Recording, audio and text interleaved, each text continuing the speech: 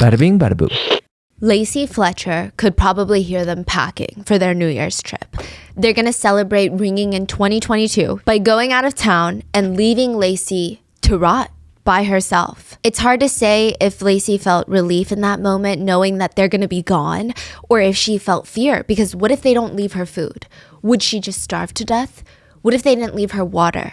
You can go longer without food but not water, right? Just a few days. What if they don't even come back? What would happen to her then? All she could really do in that moment is sit in that chair and watch them leave. I mean, what other choice does she have? She's trapped, unable to leave her prison, unable to see the sun. Lacey can't walk outside. She can't talk to her friends anymore, go to school. She's not even able to walk into the kitchen to grab food whenever her stomach rumbles. We don't know if she even knew what day it was, or if she could hear the New Year's Eve fireworks. Would she work it out from the fireworks that it's 2022 now? Or would the loud noises just terrify her? We don't know any of this for certain. We just know that Lacey Fletcher was a prisoner of the couch. She had been left there, hungry, covered in feces, naked, unable to eat unless one of them decided to bring her food. Her body was dying while she was still alive. There were parts of her flesh that were rotting. There were maggots crawling in and out of her hair, in and out of her bones, munching down at her dead flesh, and she's still alive. If she looked down, there would have been certain parts of her body where she could see straight through her skin, her tissue, her muscle, and see her bones. There were giant holes all over the lower half of her body. She was completely covered in feces. There was feces in her stomach, inside her stomach, in her mouth, and even her ears. She had been trapped on this couch for the past 12 years of her life. By the time that she was found, she had melted through the couch into a hole, and her skin was fusing with the brown leather. The only contents found in her stomach would be sofa cushion foam and feces. Did she eat it out of desperation? Was she fed it? We don't know. The worst part is, we're still unclear why any of this happened.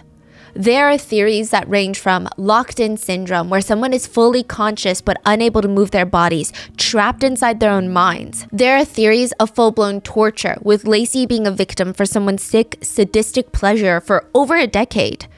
There are a lot of wild theories, but we have no definitive answers. All we know is Lacey Fletcher would die in one of the worst, slow, torturous deaths imaginable, and nobody helped her.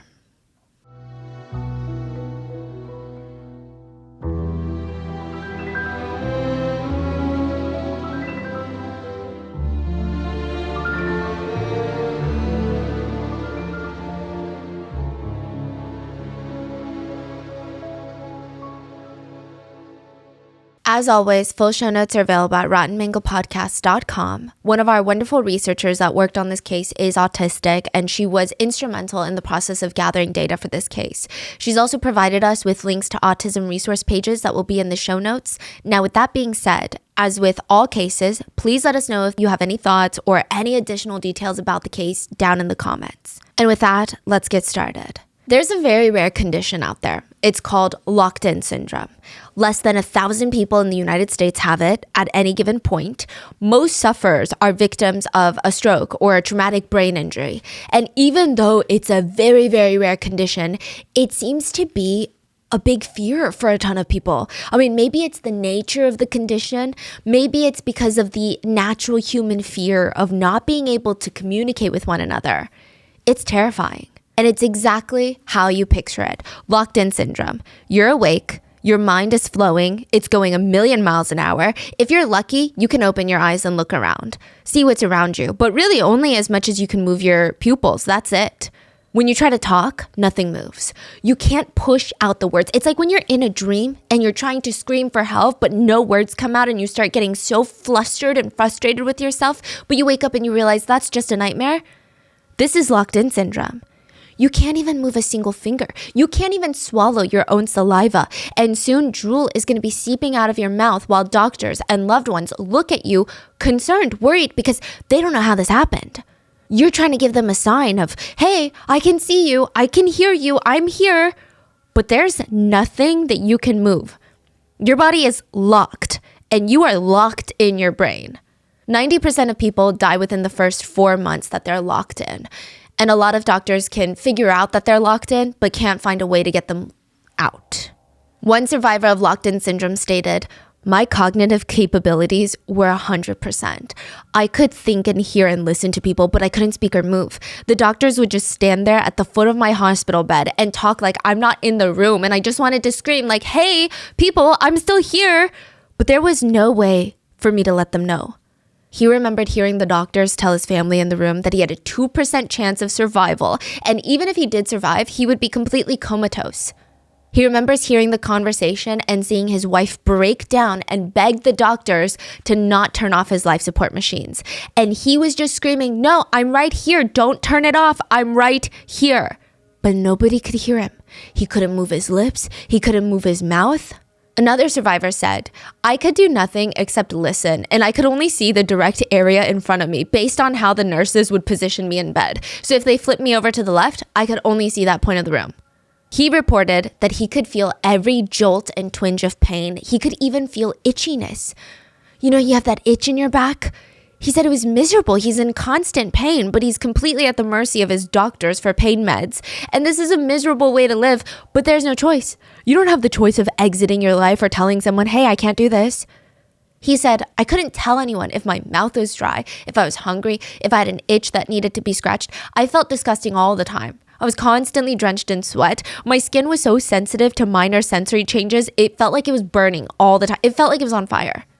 He was in constant pain. He was afraid of dying, and that's all he could think about all day. But worse than that, he was afraid of being trapped inside of his body forever. All he could do was talk to himself. He said he had to create another voice to talk to himself. 2 voices. He could calm himself down. He would say things like, "How are you doing, Jake?" "Not too bad, just waiting on my meds." "It's coming soon. Don't freak out, Jake. You're gonna be okay." When Jake wasn't talking to himself, he was talking to the nurses. They just didn't know it. They would ask him, "Hey, Jake, can you hear us?" And he would be screaming at the top of his lungs, "I can hear you. I'm right here." But nobody could hear him. And the highlights of his day was when nurses would come in and talk to him, even though they had no clue that he was, quote, in there. The ones who sang to him were his favorite. While they would flip him over, they would sing to him. But most of the days, he would just lay there in a completely empty room, unable to move. Sometimes his family and loved ones would come over into the hospital room and they would just scream at each other about what they were going to do with him, fighting about him as if he's not right there listening to all of this. That's terrifying. Yeah.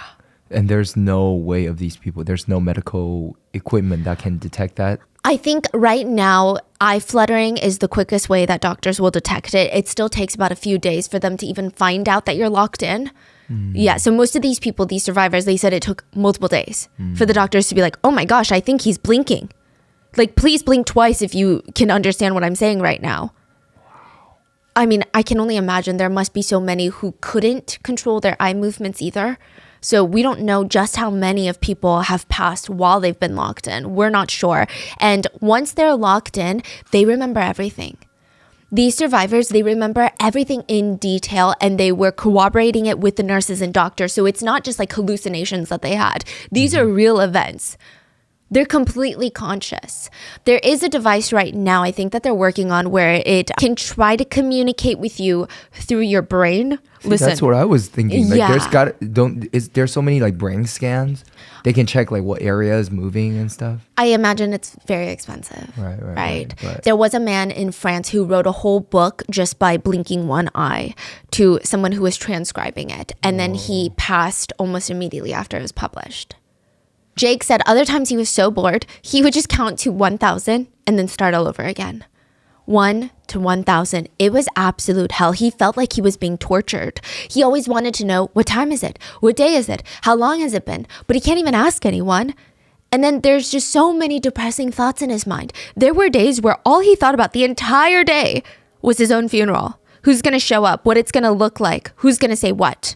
For Marsh, the other survivor, he said he was really lucky. His wife and children were there all day, but even that was just lonely. He said, during the day I was lucky. I never spent a single day when my wife and one of my kids wasn't there. But once they left, it's lonely, not in the way of missing people, but loneliness of knowing there's no one who really understands how to even communicate with you. Marsh and Jake were two of the lucky ones. There were rumors last year in 2020 that a young woman in Louisiana was not as lucky, that she had been locked in her own brain for the past 12 years, and all she could do was sit on the couch and stare at the wall until she passed. So in 2022, this story goes crazy. It's a horrifying story that's coming out, but it was made even more terrifying by the fact that that woman probably didn't even have locked-in syndrome. So what does that mean? Why would someone sit there on the couch for 12 years? She's able-bodied. Why didn't she get up? Oh, so she's not chained?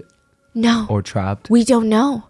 So that means if she's not locked in, there is something worse, more sinister that made her unable to move from the couch for the past 12 years of her life. Slaughter, Louisiana has a population of less than 1,000 people, but it does have a very interesting name. They were briefly part of a small internet discourse because of their unfortunate police department name, the Slaughter Police. Yeah, so not great from a marketing standpoint. And there was this question of, why the hell is there a town named Slaughter anyway?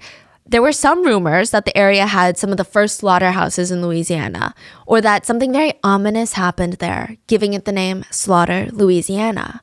But it's actually just named after the original owners of the land, Mr. Will and Joe Slaughter. But it's a very, very, very small town. Less than 1,000 people, about 800 people. And it's the type of place where you don't have to leave the town for anything. There are schools, 2 churches, pharmacy, food marts, small businesses that sell farming goods, a rehab facility, short and long-term care for the elderly. And even though it's the definition of rural, the houses are super spread out so you can have as much privacy as your heart desires. Slaughter has that small town comfort where you're like, okay, my dog is missing. Guess what? Likely all 800 residents are going to come out and help you search for your dog until they're back home. It's just one of those towns. I mean, they even have like a small government with residents voted in as what they call aldermen. And these aldermen will help vote on issues affecting the community. So the aldermen, they're supposed to be approachable figures of community that you can turn to for literally anything. Like if you have a disabled family member and you think there needs to be better accessibility at some part of the town, you go to the alderman. If you think your job that has nothing to do with the government requires better sexual harassment policies, like you work at a fast food chain, you're like, you go to the alderman. Even if you have a deeply personal issue where maybe you have an anxious relative who won't leave the house and is becoming reclusive and is not socializing with anyone, you go to the alderman. They literally went to the alderman for anything. Sheila was probably the best alderman to go to.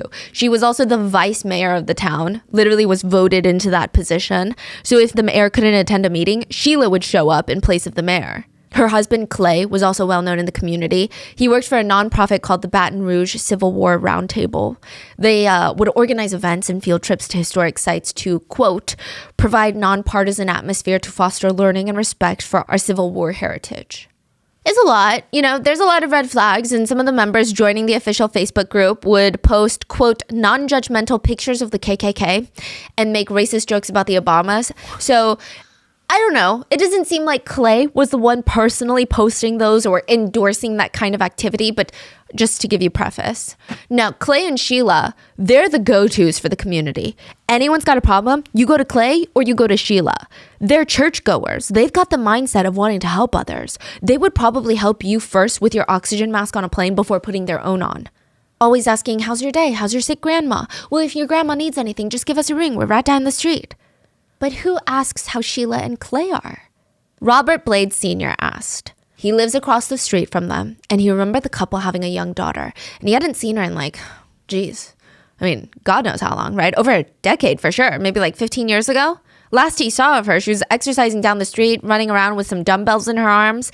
I mean, she did that a lot, and then she stopped one day. He just kind of assumed, like all the other kids in the neighborhood, though, she got into college, moved into the city, met a boy, got married, started a new life, and then never found the time to visit small old town Slaughter ever again, right? Or maybe she did, and he always missed her. I don't know, she just looked like a young woman. She was, she had these little, what do you call the little weights that you hold in your hand? The little dumbbells? She was exercising? Yes, she'd walk from her house around the circle, and she used to do that, you know, I don't know, 2 or 3 times a week. So one day, this daughter would have been about 30 years old at this point. Robert was on his front lawn talking to Clay about, things going on in the neighborhood. And he thought to ask, oh yeah, Clay, how's Lacey? How's she doing? What's she up to now? Moved away?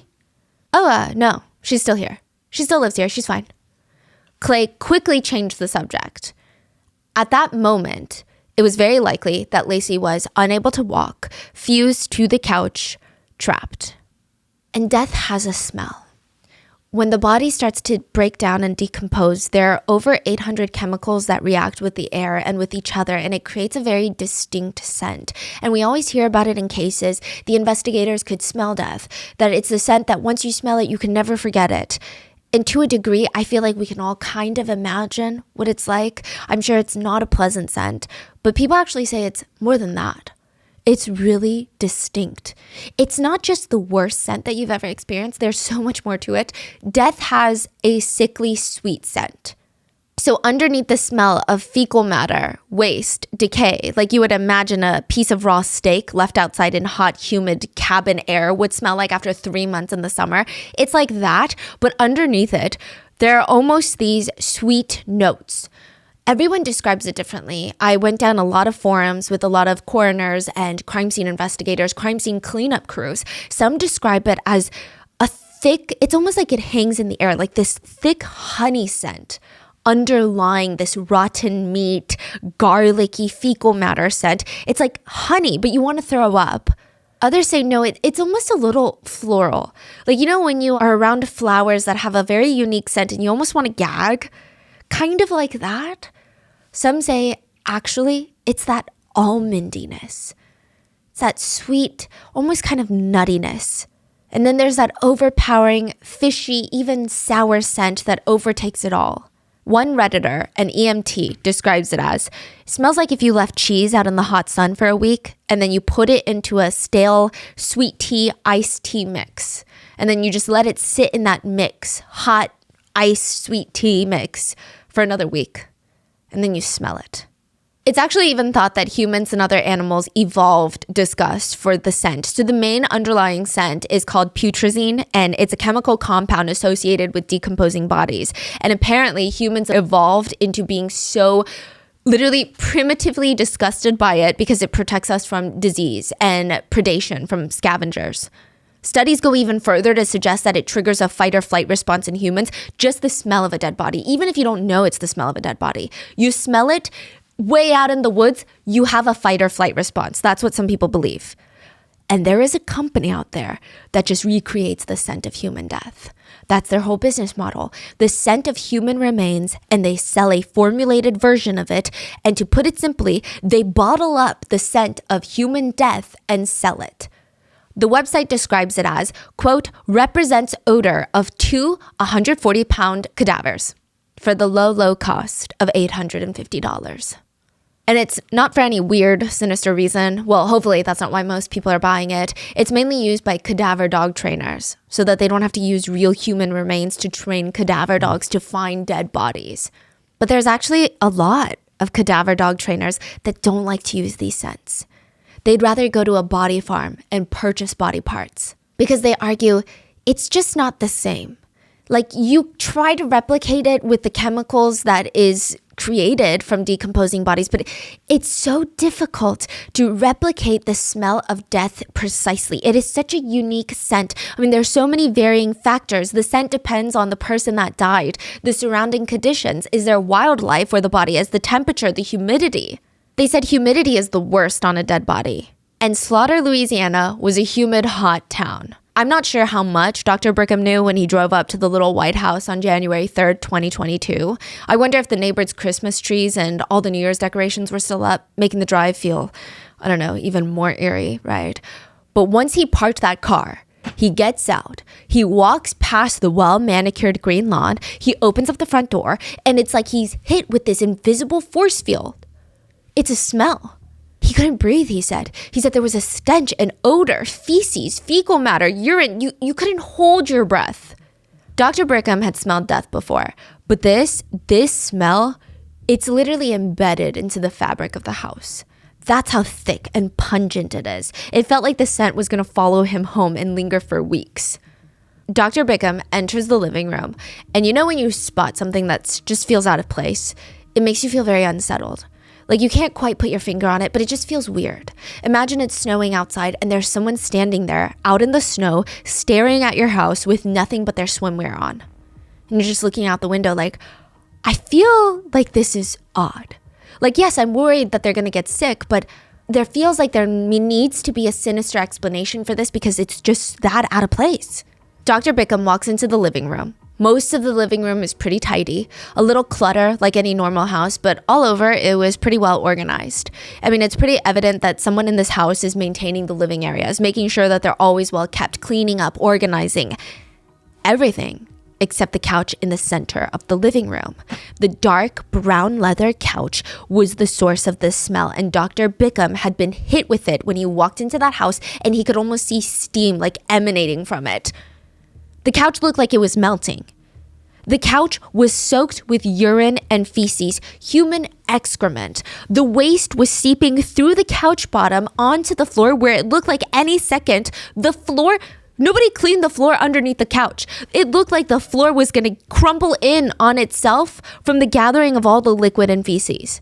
There was an 18-inch gap between the couch and the wall. The wall looked moist. Like it looked like there would be condensation droplets on the wall from steam, from liquid. And the couch just looked so out of place. I mean, you wouldn't even expect to see this type of couch in an abandoned home. It looks like a regular, normal living room, and then they just have this couch that everyone in the family and visitors go and pee and poop on, and then nobody cleans it up. That's what it looks like, and it's just melting. It's like a weird time capsule. Just the couch is rotting. It's bizarre. And this is the living room of a couple that's pretty well respected in the community. In a house where the rest of the place is extremely well kept and there are signs of life, and this is the couch that's in the center of the living room. But as Dr. Bickham got closer, he found who he had come here for. Lacey Fletcher was laying in the living room couch. She's not laying on the couch, she's laying in the couch. There is a huge person-sized hole in the leather couch, almost to the floor. I would imagine it, and there are pictures. Just imagine your dog gnawed through all of the sofa cushion fluff, and there's just a hole in the couch. She's literally in the couch. She's slumped to one side, sitting cross-legged. Her eyes are wide open. Her mouth is wide open. She's completely nude except a small blue patterned top that's pulled over her chest. So her chest is bare. What? Dr. Bickham could see her bones. Not because she was that emaciated, which she was very malnourished, but parts of her body had been rotten and eaten by maggots while she was alive. Just think of the mental trauma for someone who would be alert and aware if they were to look down and see their own flesh being eaten by maggots. There were maggots crawling in and around her hair, all over her body. She was covered head to toe in feces. It was found in her mouth, in her stomach, in her ears. She had been eating it, or she had been fed it. We don't know. The sofa arms were covered in scratches. This is not a situation where Lacey's body was left on the couch to decompose after her death, and the feces and urine, it came out during the decomposition process. This is not that situation. Lacey was kept alive on that couch for 12 years. She had been alive for 12 years, not able to get up to even use the restroom. She had been soiling herself and then either eating or being fed her own feces while being trapped on this couch for 12 years. Her flesh had been rotting while she was alive. Maggots were eating away at her while she was alive, and she had just recently passed away. And the two people who lived with her, her parents, the ones who walked past that couch every single day, walked past it to head into the kitchen, to the garage, to the backyard, Sheila and Clay Fletcher, they were now standing in the kitchen with no explanation on what the hell had happened. When I first walked in the house, it smelled of feces, fecal material, however you want to put that politely. It stunk. When I got to the body, the individual was basically sitting in a hole filled with liquid stool and urine. I was able to place her body in a black body bag, and I took it down to Jefferson Parish for autopsy. It's the worst form of medical neglect I've ever seen. I mean, I don't know any other adjectives or adverbs to add to that. Laci was pronounced dead at 3:07 p.m. on January 3rd, 2022, but it's likely that she passed away at least 24 to 48 hours prior. She could have passed away New Year's Day, 2022. The world around her would have been celebrating the start of a new year, something fresh, and Laci would have been laying dying in her own excrement. Sheila Fletcher got a little bit more talkative at the police station. And side note, this isn't even immediately after authorities took Laci's body away. Sheila was interviewed January 18th. Laci's body was found January 3rd. So the police didn't do anything until 18th. They really did not treat the parents like persons of interest or even suspects. So it's a small town, right? So they all Yeah. know each other. And Now, Sheila tells authorities January 18th that Laci had social anxiety and had met with a psychologist over a period of 3 years when she was back a teenager. Laci was 36 when she passed. So you're talking about like decades ago. Eventually, she stopped seeing her doctor decades ago. Sheila and Clay contemplated getting Laci committed into a specialist medical facility, but for whatever reason, that never happened. In the interview with the police, Sheila insisted that Laci refused to leave the couch. It was a personal choice that she made. So she and Clay, they did their best to accommodate her on her wishes. Like they set up a toilet for her, like one of those portable toilets that you see at hospitals. They put it right next to the couch with some baby wipes, baby powder, a fresh change of clothes, a stack of Laci's favorite movies to watch. They were all there. All Laci had to do was get up. But she didn't ever want to leave the couch, ever. That's what they said. Maybe it's laziness. So they gave Laci a towel on the couch to use as a toilet. Sheila stated that she would have to take the towels from Laci, the ones covered in feces, clean them, and then bring her new towels. I mean, it was a whole thing. Sheila also stated that she would have to clean Laci's body and bed sores, and not once did Laci ever complain about pain, which, I don't know, is just really unbelievable. And even if someone doesn't complain about pain, if you can see someone's bone, Sheila stated that Laci had lost her appetite last autumn, so back in 2021. But when the Fletchers, because they went on a New Year's trip, when they got back from their trip from New Year's on January 2nd, the day before Laci died, Sheila said that she made her half a sandwich and gave her a bag of Cheetos. She stated Laci ate it. Then, according to Sheila, the mom, Sheila went to sleep on the chair on the living room next to Laci's couch, near Laci, near the rotting hole in the sofa. And at around 10 p.m. when Sheila fell asleep for the night, Laci was still alive. When she woke up the next morning, Laci was dead. That's what Sheila Fletcher said. But Sheila Fletcher is a liar, in my personal humble opinion. Sheila stated January 2nd, 2022, Laci ate half a sandwich and a bag of Cheetos. This is not what would be found in Laci's stomach during the autopsy. All they could find in her stomach was sofa foam and feces. No sandwich, no Cheetos. And if Laci had been sitting there on that couch for 12 years, that means this hell would have begun around 2010, and she would have almost certainly been in pain since day one. they said that she's been sitting there for 12 years. They said that it's been years. They didn't give an exact estimate, but the coroner said about 12 years. Wow. Now, skin exposure to urine and feces is painful and can start stinging within hours. It happens more frequently with infants. It's actually called a diaper rash, and it can get very serious, if not even kill infants. And it's not even done purposely. Most of the times that babies have diaper rashes, it's not abuse. It's typically just because they're very sensitive. Now, the main symptoms are red rashes on the buttocks. If left unaddressed for too long, it can quickly escalate into a full body fever, full body chills, and a full body rash. Urine and feces contain ammonia. Now, ammonia is very corrosive. If your skin is in contact with ammonia for long periods of time, it can cause irritation and even burns. That could have happened within the first few hours of the first day that Laci had soiled herself on that couch.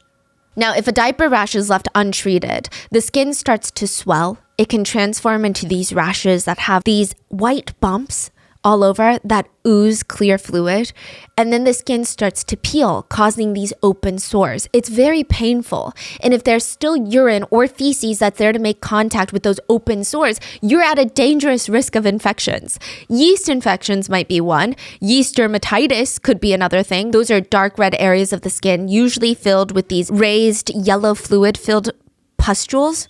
This is likely all happening near the private regions because she was found sitting cross-legged.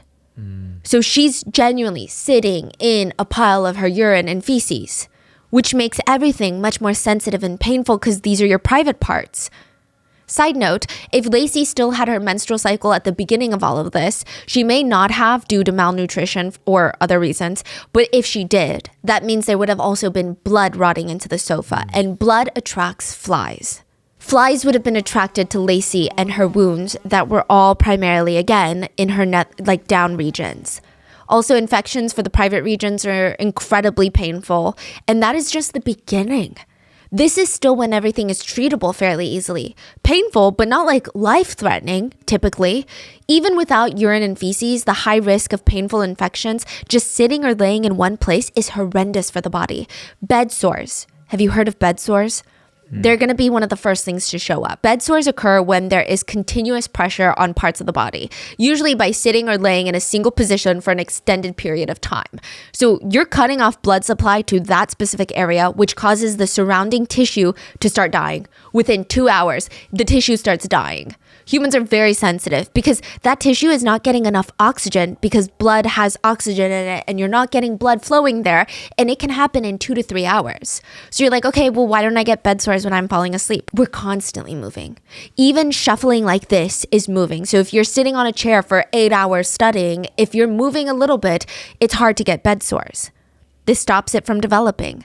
But if you're unable to move around, a bed sore is going to happen because there's a lack of oxygen. Like, it's not preventable. The skin will die and the bed sore will just look like a red blotch on the skin. So it starts looking like a sunburn, and it feels a little hot to the touch, kind of like a sunburn, warm. It might even be a little itchy, very similar to a sunburn, but eventually it turns purple.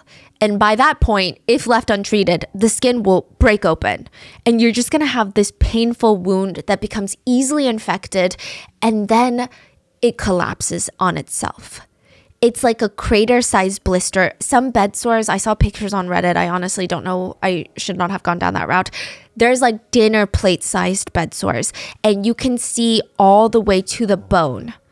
And it's not just skin deep. That's the problem. These bed sores collapse and they go deeper and deeper until you literally have Swiss cheese-like holes on your body. They reach into the muscle all the way to the bone. If you see a really bad picture of a bed sore, you can see muscle, tendons, bones, joints, just in a hole in someone's body. It's like an exposed tunnel for people to see inside of you. Once a bed sore develops, you have to treat it and dress it every single day, multiple times a day. It is absolutely horrendous for the patient and the caretaker. And bed sores are very, very, very slow to heal. With bed sores, genuinely, prevention is the only key. All you can do is move around. So that's why when you have bedbound patients, one of the first things that caretakers or nurses learn is you have to flip the patient every 2 hours. There's no question about it. And that's why when you go to nursing homes and maybe your grandparents have a bed sore, it's taken so seriously because when you hear the word bed sore, you're like, okay, it's not that big of a deal, but it's a very clear indicator that there could be abuse happening. Some really bad bed sores take days, months, even years to heal. Some may never heal. They may need surgery. And when it's super serious, bed sores can lead to death. Once they get infected, it leads to sepsis and death. Bed sores cause the death of more than 24,000 people each year. And again, the saddest part is most of the time, bed sores are completely preventable. I feel like it's very safe to assume that Lacey went through all of that and more. By the time that her body was found, the flesh on Lacey's bottom had been worn away and eaten. It was gone. Like, she had no thighs, no butt. Her back and butt area, it was impossible to tell what part was a human being. Her skin and flesh were so rotten and half eaten by maggots. There were other areas that maybe looked a little bit more like human skin, but it was completely yellow, which is typically a sign of infected skin. Lacey had bed sores that went all the way down to her bones. Her skin was rotting away from constantly sitting in a mess of feces and acidic urine. She had a severe case of gangrene, which is when your flesh is dead. So the tissue changes from red to black, and then you're left with dead tissue, which is very dangerous because, again, you're at risk of infection, which can kill you. The only tiny bit of relief in all of this is hopefully with her injuries being that deep into her skin, hopefully it destroyed her nerve endings. There's a chance that it might not have, but there is a chance that it did. So maybe she had lost feeling in some of these parts of her body. around the injury sites. We don't know for sure, but we can only hope that she didn't feel what was slowly happening to her body for 12 long, agonizing, painful years. And it wasn't just the lower part of her body. Her entire backside was a mess of raw, rotten flesh. She was completely covered in raw red blotches, and Lacey's wounds were being cleaned. Not by her parents, but by maggots.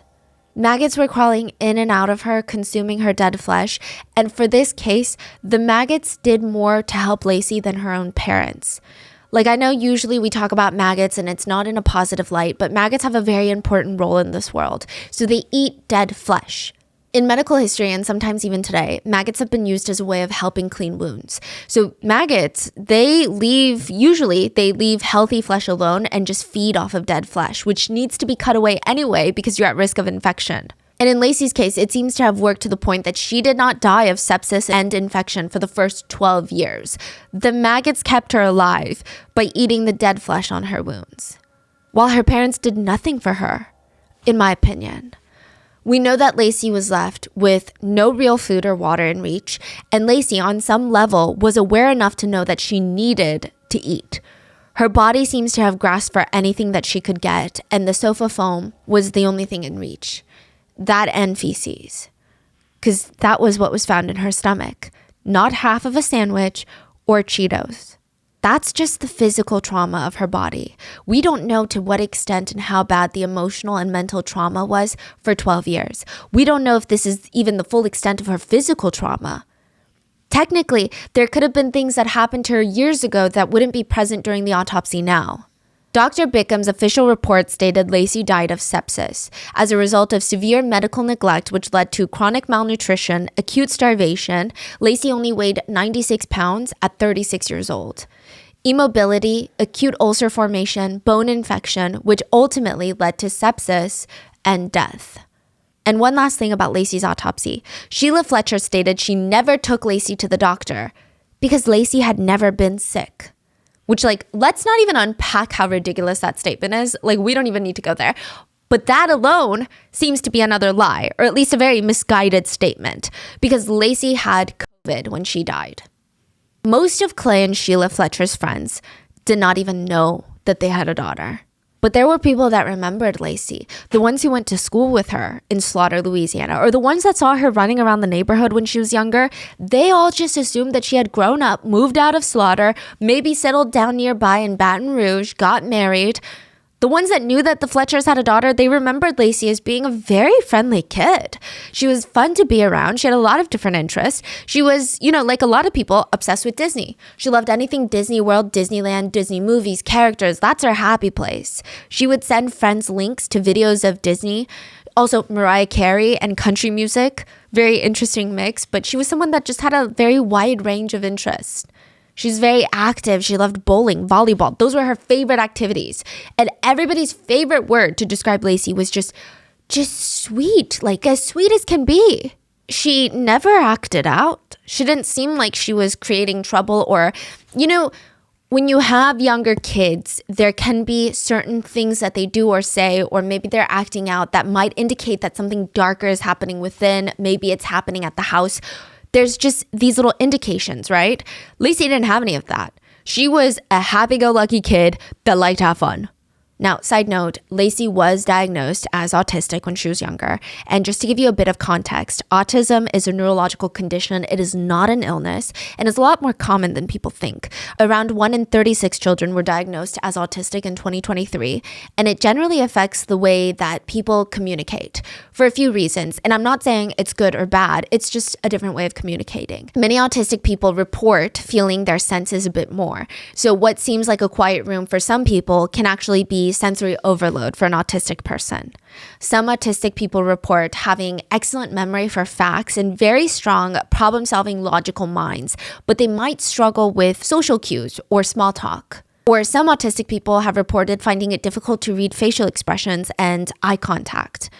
There has been a lot of stigma and prejudice attached to autism for a very long time, and I think there still is today. But I think being able to see the world in slightly different ways is a great thing. Different world perception is not necessarily better or worse. It's just different. And I think we need different perceptions.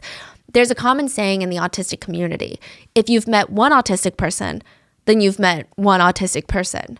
Because it's not really something where you can generalize and say, oh, if you have autism, then you feel A, B, C, and D.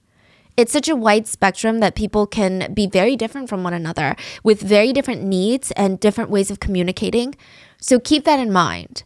Because Lacey's parents would often tell people, yeah, Lacey's just super quiet and withdrawn and she doesn't like socializing.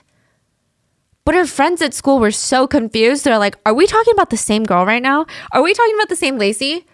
I mean, sure, I guess she's kind of quiet compared to like the class clown, but she would go out of her way to welcome people and try to build connections. I mean, she's very opinionated and very passionate about a lot of things. She loved new experiences and she loved a change in her routine. So I don't know what the parents are saying. To a lot of Lacey's childhood friends, it felt like her parents didn't even know who she was. And side note, her parents were allegedly wishy-washy with her diagnosis. Sometimes they would state that Lacey had Asperger's syndrome, which is no longer used as a diagnosis anymore, by the way. Sometimes they would describe her autism as, quote, mild. Other times they would describe it as, quote, severe, which, side note, from what I've been told, the better verbiage to describe autism is high or low support needs. But these are allegedly the verbiage that Lacey's parents used. So this is not me describing Lacey.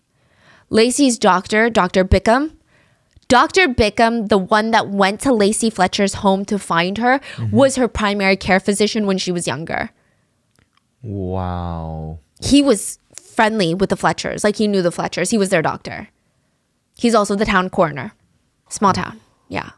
Dr. Bickham would even describe her diagnosis as, quote, severe autism and social anxiety. But again, this just doesn't really match the way that Lacey's friends describe her, so it's confusing. And just to clarify, Lacey did have unique interests, but it doesn't seem to have anything to do with autism, like just flat out. So one of Lacey's old classmates would say, yeah, I saw her around 15 years ago, and she was definitely different from other kids her age. I mean, I knew that she wasn't your typical teenager. This is all a direct quote. She was smart. She was smart as hell. But I guess the best way to describe her was she wasn't as mature as us. She still liked childish things, like not teenage things. When she was 17 or 18, she was more into Disney movies and country music. Which again, I don't know how that's very different. She would invite us over to watch Disney movies despite being more withdrawn, but it's just not my forte. Again, she just had her own interests. I would hardly call that strange or a reflection of her diagnosis. So a lot of Lacey's friends, they're shocked when at 16 years old, Lacey gets pulled out of public school at the end of 9th grade, and she started to get homeschooled. Her parents stated that she had to be pulled out of school immediately, but it's so unclear, like, why? Side note, back then, homeschooling was not very common. And the Fletchers, they never gave examples of why, at least not yet, of what made them think, this is it. We need to pull her out of school for her own good. We need to make sure that her sports, her friends, her socialization, we need to cut it off. All they said was that Lacey's autism got worse. Which is strange because autistic people can struggle in a rigid school environment and they may need to be homeschooled either permanently or for a short period of time. But usually it's very important that there's a support network in place because literally every human on this earth needs a support group to help manage stress and keep up with interpersonal relationships so that they don't get isolated. But they just cut off all of Lacey's friends. Even if a kid is homeschooled, it is in the parents' best interest to let them keep their already established friendships. But allegedly, none of that happened. Allegedly, once Lacey started getting homeschooled, she was seen outside less and less. In fact, it just seemed like the couple stopped bringing Lacey up in conversations even. The last time someone distinctly, or at least reports remembering Lacey being brought up in conversations, was in 2010. Lacey would have been 23 at the time.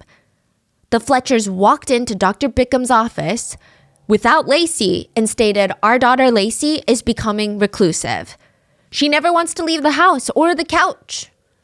Interestingly, the Fletchers could have easily taken photos or videos to show Dr. Bickham what's going on. I mean, that seems like the very logical, common sense thing to do, but they brought along no footage. Just told him, "We don't know what's going on." Based on the Fletcher's description, it sounded like Lacey was dealing with extreme and sudden agoraphobia, which is a disorder when people are afraid of open spaces like public areas. On the milder side, it can be someone that has very extreme social anxiety, does not want to be in places that they're not comfortable with or cannot deem as a safe space, which public spaces, they tend to be a bit more unpredictable. But on the more extreme end, you have people who never leave the house. They deem the home or even a certain room of the home to be the only safe space in the entire world for them. And even stepping outside of that safe space could result in a panic attack. So this is very serious. Now, typically, agoraphobia is more likely in people that already struggle with anxiety, and it can get worse over time if it's not helped or treated. Someone's safe space can actually get smaller and smaller. So when it used to be the whole house, someone with agoraphobia can be like, actually, now it's only the back of the house. Actually, now it's only the living room. Which we have no idea if this is even what's happening to Lacey. All we have are her parents at her doctor's office saying she doesn't want to get off the couch and she's being antisocial. For all we know, she could have been tied to the couch. Side note, that is a theory later that comes up. And another side note, some people have just put the autism as a blanket statement over anything going on with Lacey at the time and why she was pulled out of school. And again, sure, maybe something was going on with Lacey, but we don't have proof. And autism doesn't suddenly change a person drastically. An autistic person who can speak, make friends, have hobbies, go to school, use the restroom by themselves, they don't just suddenly wake up one day and don't do those things. But a lot of people are like, oh, autism. That's not how it works. We have no idea why Lacey was pulled out of school. We have no idea what caused her parents to pull her out of school. So just to recap, Lacey is pulled out of school at 16. She was last seen by Robert Blades Sr. exercising outside when she was 21. The Fletchers tell Dr. Bickham that she stopped wanting to leave the house at age 23. Lacey was emailing a friend of hers at 27. And Robert Blades Sr. asked Clay about Lacey, and he said that she was fine and at home, and then changed the subject when Lacey was 30. 6 years later, Lacey Fletchers was found dead on the couch at 36 years old. Lacey Fletcher sat down on the couch one day, whether it was against her will or not, will be argued later, but she never got back up. How is that even possible? The first theory that came about online was that Lacey had locked-in syndrome, which we talked about earlier in the episode. Because when this case broke, a rumor started that she had locked-in syndrome, and everyone, including major news outlets, they just ran with it. They said that she had locked-in syndrome because it just answered all the questions of why and how is an able-bodied woman sitting in her own waste for 12 years until the couch fell apart.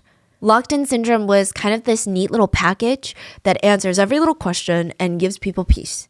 But it's not true. Lacey did not have locked-in syndrome. She was able at some point to email her friends, or at least dictate what she wanted emailed to her friends. She was able to feed herself and even swallow the sofa foam and feces. So even if you have locked-in syndrome and someone is force-feeding you something, you cannot swallow. You have no control over any of your muscles except maybe your eyelids. You are fully locked into your body, which it appears Lacey was not. Side note, Dr. Bickham would later state that he had never heard of locked-in syndrome in his entire career, refuting the idea that Lacey Fletcher had this syndrome. And while she may not have had locked-in syndrome, it is a very real thing that does exist. It's just very rare. But it doesn't seem like Lacey had it, which leads us to the most confusing question of all of this. Then why didn't she just get up? There are a few theories on why, but the belief is, regardless of how it started, her leg muscles probably atrophied to the point where she could no longer be able to get up even if she wanted to. So she started off able-bodied, but her leg muscles might have been completely dead. Let's say, for whatever reason, you are unable to get up from a sitting position, whether that be from inner mental or outside physical force, you cannot get up. Your physical body is going to react to that. Have you ever slept and your leg fell asleep? Where you've been in one position for so long that your leg goes numb, and then when you finally take the pressure off that leg, you feel that tingling pins and needle feeling, and it's just uncomfortable. And if we realize it's happening, most of us can do something about it if we're able-bodied. But if Lacey had been sitting in that same position for long enough, her leg muscles would have atrophied on their own and started wasting away, becoming locked into place, paralyzing her. Over time, the pain and rotting of the flesh in her thighs and buttocks would have further paralyzed her muscles as well. Lacey was found in her legs crossed in a position that most people would actually deem and describe as defensive rather than comfortable. Like, how long can you actually sit crisscross applesauce without getting uncomfortable? So let's just say that's how she first sat down on the couch. Again, we can't say for certain if this was or was not against her will because there are online theories about it, but let's just say she sat down like that. Soon, within minutes or hours, blood would flow more slowly to this area, which can lead to what I talked about, the bed sores. But it gets worse because this loss of blood is basically a crushing injury. Not as a description, but that's what they call it, like as if you're getting crushed. It just gets more and more dangerous over time as well. The tissue around her legs and butt were dying. If it gets really severe, surgery or even amputation would be necessary to correct the problem. At a certain point, since Lacey had been sitting for that long, even just getting up could kill her. So it's not like her parents are saying she just didn't want to get up from the couch. She could die by getting up from the couch. Not to overcomplicate it, but if you have a crushing injury like compartment syndrome, when there is high enough pressure on a limb or part of the body that blocks blood flow to that compartment of the body, for example, Lacey's legs and behind area, potassium starts to build up. And then when you get up or the pressure is suddenly taken off of that area, all that potassium has nowhere to go except straight into your bloodstream. And this rush of massive amounts of potassium causes a heart attack. And you can die. Lacey had been on that couch for 12 years. By year 1, it would have been shocking if Lacey was even able to use her legs at all. She would have been fully paralyzed. This is likely what could have happened to Lacey's physical body. But again, why? Why did she sit down and never get up? Even when she felt her legs falling asleep, even if she must have felt extreme discomfort in that position, why didn't she just move or reposition herself or get up entirely? Okay, fine. Let's say that she didn't want to get up from this couch. This couch is her safe space. There was some sort of mental barrier. Why didn't she change her positions around? There are 2 theories that people have considered online. Either there was a mental or emotional reason Lacey did not get up, or she was physically tied down in the beginning until her legs atrophied.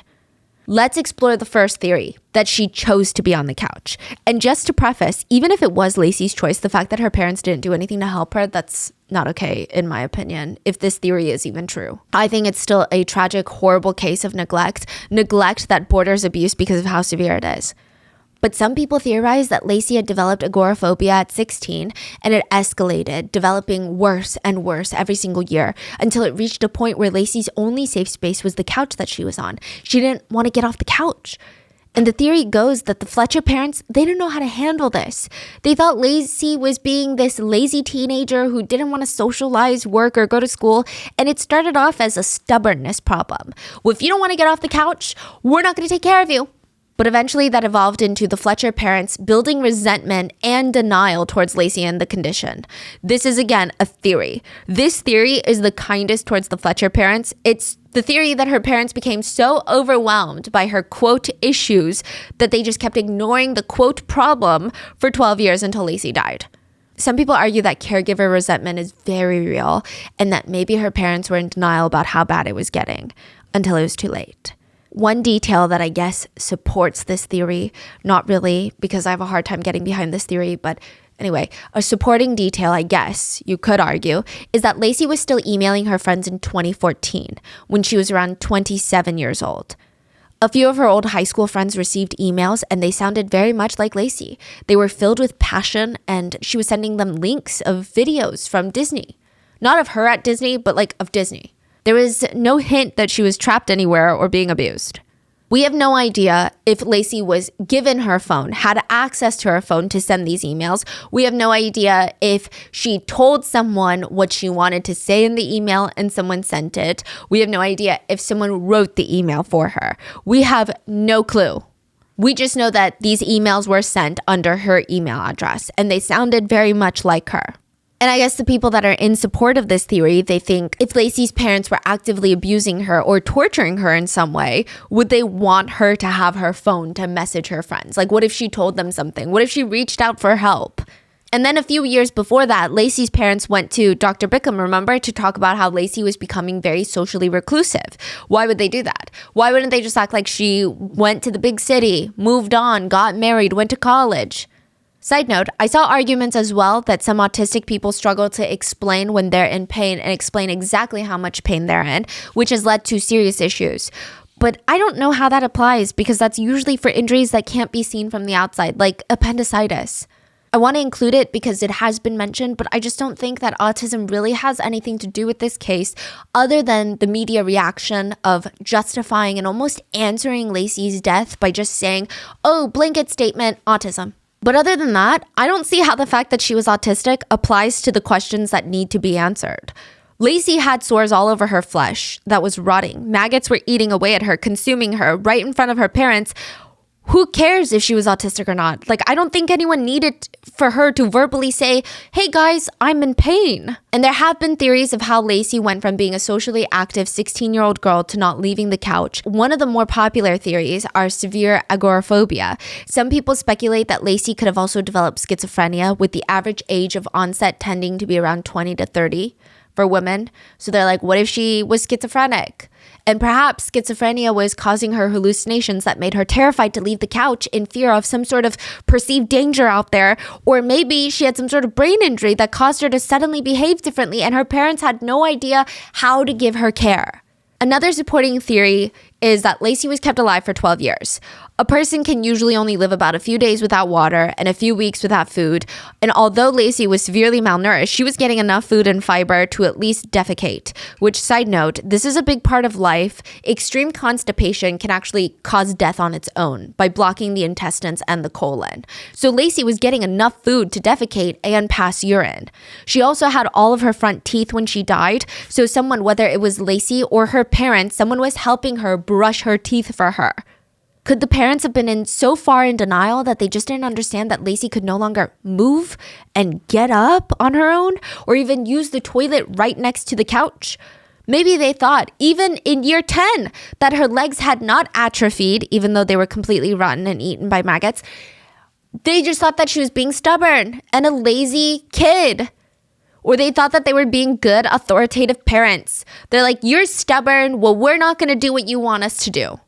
After all, some people argue that the parents clearly brought her a toilet to use and put it up right next to the couch, provided her with baby wipes and baby powder for her, as well as an option to have clean clothes that were sitting right next to her and her favorite movies laid out on the side.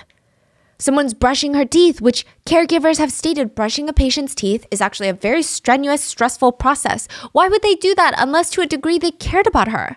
That's the theory. I don't believe it, and I'm very reluctant to state when I don't believe theories strongly. I just don't see this one. It doesn't answer any questions for me. Like, never say never, so sure, maybe this is how the Fletcher parents felt personally, but it's still not really acceptable in my opinion. I mean, ignoring someone's depression, maybe I could try to understand it a little more. Maybe they're locked in their room and they don't talk to you. They don't communicate with you. That's something where I'm more kind of like, maybe the parents didn't fully understand it, or maybe they're very ignorant about these mental illnesses.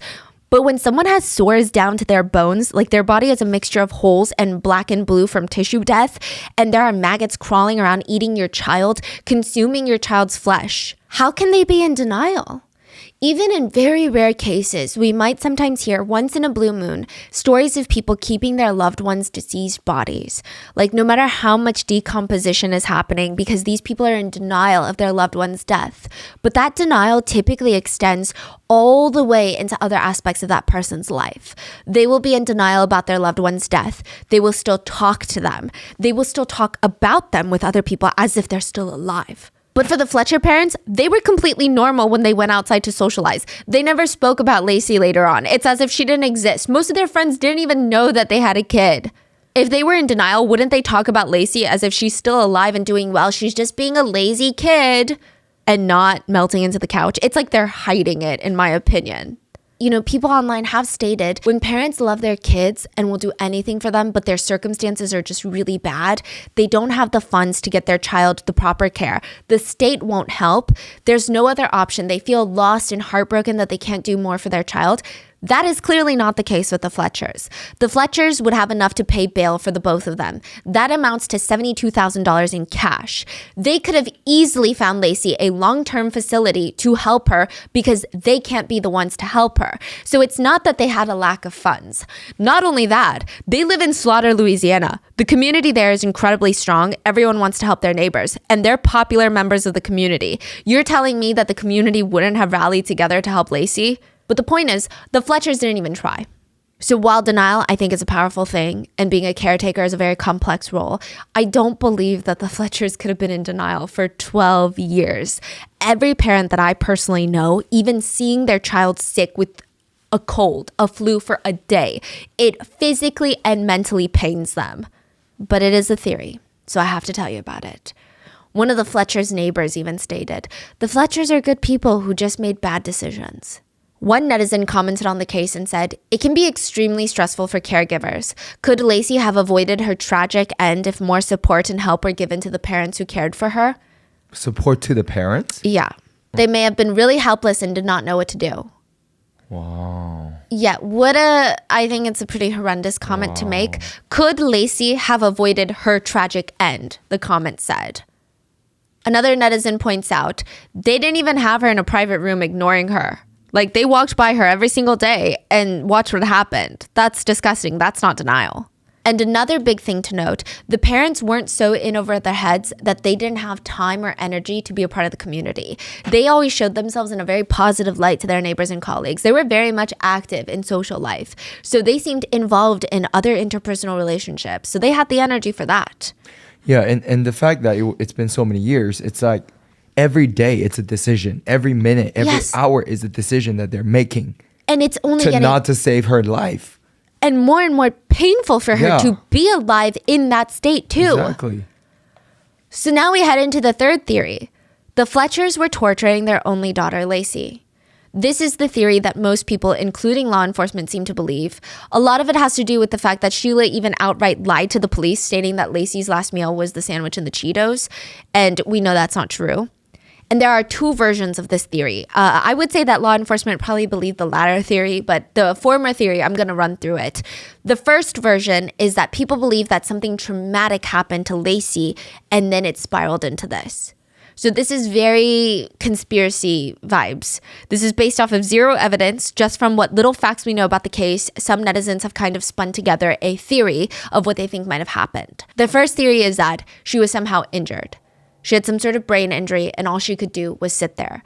Or a traumatic event caused something in her brain to shift. Like SA could be an example of a traumatic event.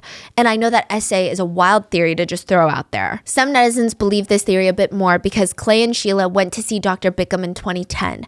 They stated that Lacey was acting differently, and some people who have been sexually abused will try and make themselves seem repulsive to their attacker, like they refuse to wash. Or they will have kind of a drastic shift in their personality because of the trauma, which still is very crazy theory just to toss around.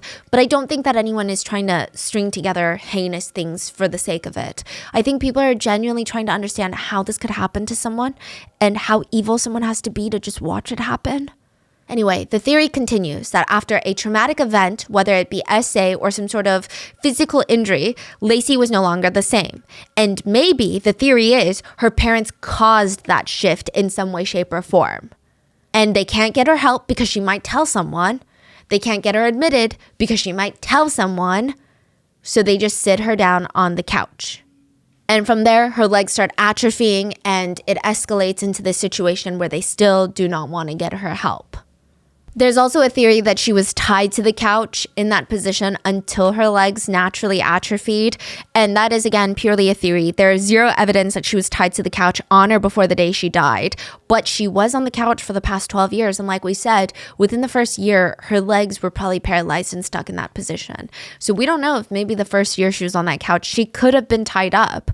Who's to say? So the conspiracy is something bad happened. Parents don't want it to get out. Lacey is forced onto couch till her legs atrophy. Parents kept Lacey alive to torture her. Again, this is purely based on theory and not fact. Now, one aspect that people cannot get over is the fact that Lacey was found nude, except the shirt pulled over her chest. The nude part, maybe the parents stopped dressing her because they knew that she would just soil herself again, but why not let her have her top on? Why was it pulled up above her chest? Did it hurt the wounds on her back? Because then they said that she wasn't in pain and she never said that she was in pain. So why would it be pulled up? It just feels extra degrading. Like either take it all the way off or pull it down. I guess a lot of people have been reading into it. It feels very humiliating. The other theory is something was going on with Lacey where she was terrified to leave the couch, but the parents believed that she was just being a difficult teenager. So they stubbornly told her, fine, sit on the couch then. And they started torturing her basically out of spite. Even before Lacey passed with just sofa foam and feces in her stomach, she was malnourished. It was chronic. So that means over time, Lacey was not getting enough nutrients or food. So the parents, they're going out to eat. They're going on trips. They're going away for the weekends, hanging out with friends. Lacey was alone, starving. That sounds like torture. Some people think that even the toilet seat and the cleaning supplies being so close to the couch was a form of psychological torture. Like, look at everything you could use if you just get up, but you can't. Because why was it there? I mean, it's really clear. Like, half of her body has disintegrated and melted. What do you mean get up to use the restroom?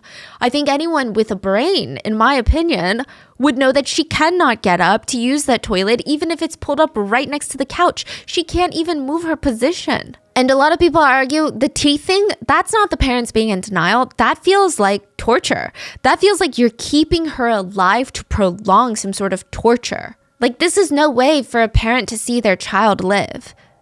But if that's the case, why would Sheila call 911 when Lacey died? Most people didn't even know the Fletchers had a daughter, and the ones who did, they thought that she moved away and started her own life. Nobody was suspicious of the Fletchers in any way. Why wouldn't they just dispose of her body, even bury her in the backyard? Who would know? One neighbor reported that someone might have forced Sheila to call the police. And just to preface, there is no proof about what I'm about to say, but there's a running theory based off of an allegation given by a third party that is not involved, so take it with a bottle of salt. Allegedly, Sheila didn't call 911 because Lacey's heart stopped and she wanted her to be saved or wanted the authorities to know that her daughter was dead. Allegedly, there was a neighbor who peeked through their window that last day on January 3rd, saw Lacey on the couch, and told the Fletchers, "What the hell is going on inside your house?" Like, maybe they had come over to knock on the door and they didn't answer or something, or they had looked through the window when the Fletchers had gone away for New Year's. We don't know. But they threatened the Fletchers, if you don't call the cops, I'm going to call the cops. So Sheila was forced to call 911 and report Lacey being dead. The timing of that, though. Yeah, that's what one of the neighbors had stated, that they were told. We have no idea if this is true. Either way, one netizen commented on this case and said, I think her parents are liars. And considering the lotions and other toiletries that were reportedly found near the sofa with clean clothes, I believe some sort of psychological torture was happening in conjunction with the prolonged starvation. And there's something else that bothers me. If the media is correct about Lacey and she was found almost completely nude, her top pulled up above her chest, why? Was this an attempt to further humiliate her? And as unlikely as it may sound given the circumstances, was she essayed? This is all speculation, of course. We will have to wait for the trial for the truth to come out. That is what a comment says. Now, other commentators say, I believe one Fletcher will turn on the other in hopes of not dying in prison. But I guess none of the theories really answer every question neatly. And again, they're just theories, just lingering questions. And another one is, how did the parents live with the smell? How did nobody smell it on them? So to try and answer that question, maybe the parents developed olfactory fatigue, nose blindness. It's when your nose gets so used to a certain smell that you can no longer smell it. Actually, we do this all the time. So it's like how your eyes can technically see your nose 24/7, but our brains block it out. Our nose can smell our own house scent, but our nose blocks it out so that if there's any other foreign scent, like a dangerous, so the toast is burning, we can smell it better instead of becoming overstimulated. So maybe that can explain why the Fletchers were able to live with that smell. But what about the other people? How could they not smell it on them? Oddly, no one ever reported a smell coming from the Fletchers or the house. The Fletchers were finally arrested, and Dr. Bickham, the coroner, had fought to get a team of medics on standby outside the courtroom while pictures of Lacey were being viewed by the jury, just in case. He said, the jurors are storekeepers, farmers. Many of them have never been exposed to this kind of stuff, so I need a medical team to be outside the courtroom. Wow. The DA stated that the photos left the courtroom speechless. He said, when I was presenting the case and showed the pictures and gave the timeline, the expressions of the grand jury was utter shock. Like the clock on the wall never moved again. There was just complete silence. Some jurors were gasping in horror. Some were just staring out in disbelief. So this was not the actual trial. The jury were there to decide whether or not the parents would be charged with manslaughter, negligent homicide, or second-degree murder. Negligent homicide is when someone's criminally negligent behavior causes another person's death. But the requirement, I guess you could say, is that that person responsible failed to realize that their behavior was so dangerous that it could kill someone. Like the intent was not to kill. One of the most notable cases would be an Air Peru flight that crashed and killed 70 passengers and crew. To oversimplify it, pilots and crew realized that something was wrong while they were flying. They were way too low in altitude, but they didn't know that. So their reading instruments were off. And it's because a maintenance staff of this flight team had put adhesive tape on static ports of some of the instruments while they were cleaning and forgot to take it off. And these static ports are so important on telling the pilot how high up they were. So when they tried to do an emergency landing, they fell into the Pacific Ocean and they all passed. He was charged with negligent homicide. So it is ingrained in flight staff. Make sure nothing is covering the static ports. But because of his negligent behavior, people died. But he never had the intent. Like he didn't have a manifesto in his house of like, I'm going to kill people. This is the lightest of the 3 charges that were on the table for Laci Fletcher's case. The sentencing for negligent homicide is typically 0 to 5 years. Manslaughter is very similar to negligent homicide in the sense that someone's behavior caused another person's death, but it is also done so without premeditation or intent. Meaning nobody sat there thinking, if I do action A, I'm going to kill person B. So I need to do action A because my goal is to kill person B. The idea is more, oops, I did action A for whatever reason and it ended up killing person B. So for example, voluntary manslaughter, a good example would be if you come home and you see your wife in bed with another man. You grab a lamp and in your fit of passion and anger because you were provoked into this response, you slam the lamp down on the man's head and he dies.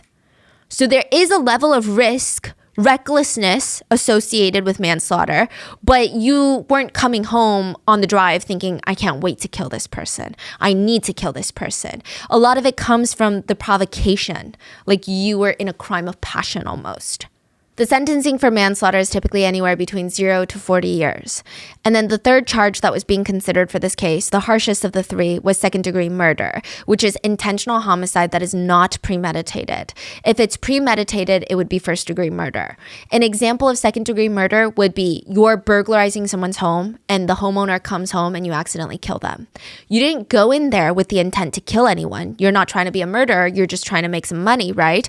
But you went there to rob the homeowner and then you killed them. You knew the risks associated with robbing someone. So to compare, for manslaughter, you come home, your wife's cheating on you, it's the heat of the moment. There's a shock of emotion that might have led you to do something. When you're burglarizing someone's house and the homeowner comes home, you can't argue, I was in the heat of the moment, I wasn't expecting them to come home. It's their home. You knew that there is a chance that they could come home. Yeah, I mean, this is exactly the definition of second-degree murder. It's murder, yeah. So, there is intent, but there's not necessarily premeditation of like, we're going to go into their house, rob their valuables, and then kill them. Yeah. Right. Now, the DA was fighting for second-degree murder charges, which a lot of people wanted to see first-degree murder, but I guess legally second-degree murder made the most sense, and it could lead to a life sentence. The DA argued with the jury, we don't treat animals or neglect even our pets in that way. If we have an animal in that condition, you take them to the vet. If you're not capable of providing the care for that pet, you get help. You can't say Laci wasn't in pain. On murder, you have to have intent. Did they want to kill Laci? I want to say yeah, they wanted to kill her. Laci hadn't seen a doctor in 20 years. The jury said they would be indicted and charged with second-degree murder. So the parents will be tried. They have pled not guilty, and it doesn't seem like there's a trial date set yet, but it does seem to be like it'll be sometime in 2024. We will keep an eye out on that. It's just, it's a lot. Both the Fletcher's bail were set at $300,000 each. They used a bondsman, which means they had to put up around 12% of that bail. So they would have needed $72,000 in cash to cover for the both of them, which they paid. And again, shows that if they really wanted to help Laci, they could, to a degree, afford to help her. The couple's attorney, Stephen Moore, released a statement on behalf of the parents, and he said they don't want to relive the pain of losing a child through the media. Yeah. Wow. They have been through a lot of heartache over the years. Anyone who has lost a child knows what it's like. Oh my God. Don't even start on that. I Yeah. think that's even more triggering for parents to hear that. All I saw were parents on Reddit, like Yeah. ready for blood. Yeah. The couple also went to post on Facebook in just one sentence, "Mom and Dad love you so much," about Lacey's death. They never mentioned Lacey's passion for Disney, her favorite country song, the way she loved to be active and move her body or engage in sports. Nothing. One Redditor wrote, "Lacey's parents horrify me. How could they allow this to happen? They insist that she chose this life. If so, she wasn't in her right mind to choose. They had a duty to help her and not stubbornly say, fine, there then, until it became a living nightmare. That was absolutely evil in my opinion. If this was about pride, it's just as evil as if they tied her to the couch. If they restrained Lacey, it was sadism. It was still sadism even if they didn't restrain her because empathy and love would soften their hearts to not allow Lacey to suffer and be degraded like that." Other netizens just simply commented on this case. There is no excuse. There is no explanation. What are your thoughts on this? And if you're a parent, do you have any extra thoughts on what it's like to be a parent? Like, how can you see your child like that? Does it make sense to be in denial about something like this? Is the only viable theory that they just wanted to torture their only daughter? Please leave it in the comments and please be safe. I will see you guys on Wednesday for the next episode. Bye.